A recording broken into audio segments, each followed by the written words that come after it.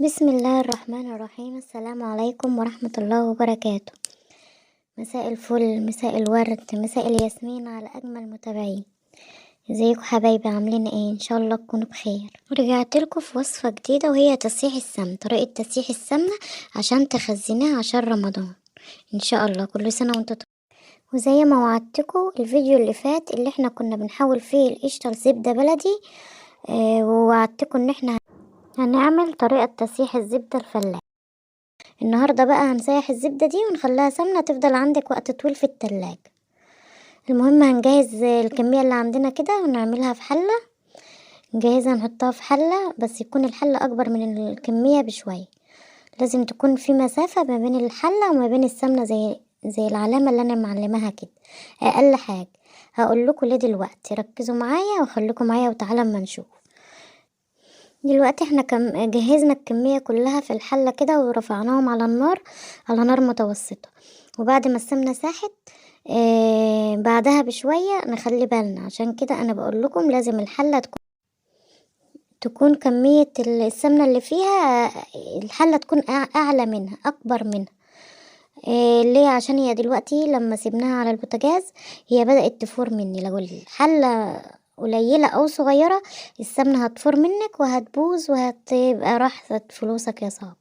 فلازم تركزوا في الحتة دي حتة مهمة جدا لازم نركز فيها. تمام. هي دلوقتي شايفينها هي كبيرة ازاي ومالية الحلة ازاي؟ انتوا هتشوفوها دلوقتي هتقل وهتبقى اقل من زي مستواها الاصلي. بس لازم نخلي بالنا من الحتة دي عشان ما تفرش مننا وتبقى في مشكلة بعد كده. اهو شفتوا بقى دلوقتي بعدها بشوية لما هديت ودت النار، وبعدين دلوقتي لما هديت خدت وضعها الاصل كده.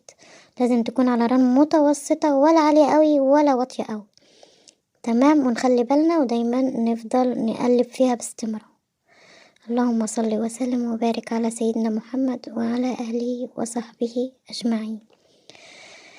زي ما قلت لكم نخلي بالنا ولازم نقعد نفضل نقلب فيها كده باستمرار، عشان ممكن تلزق في تحت وتبقى تتحرق منك. تمام. دلوقتي في مرحلة هي من مراحل التسييح، بتلاقيها بتقلب كده، لازم برضو تفضلي تقلبي فيها. دلوقتي المرتة دي شفت اللي بتطلع على المقصوصة دي اسمها المرتة لما تبقى لونها ابيض كده او فاتح كده دي كده لسه ما استوتش. نستنى شوية ونفضل نقلب برضو باستمرار، ما تسهيش عنها عشان ممكن تبوظ منك او تتحرق منك وتبقى في مشكلة. شايفين اللون ده كده لسه ما استوتش.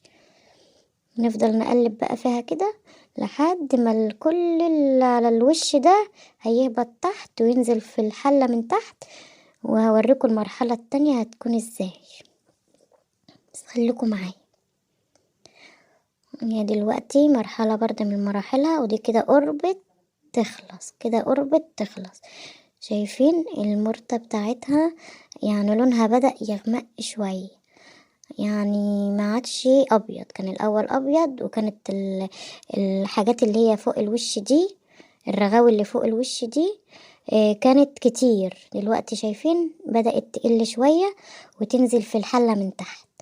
دي المرتة ودي كده في المرحلة الأخيرة وقربت تخلص خلاص. ركزوا معايا، المهم باستمرار التقليب.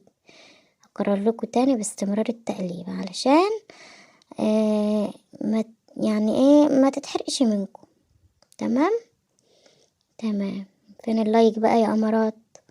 حطوا لايك، لسه نسيتوا ما حطيتوش اللايك. يلا حطوا لي اللايك.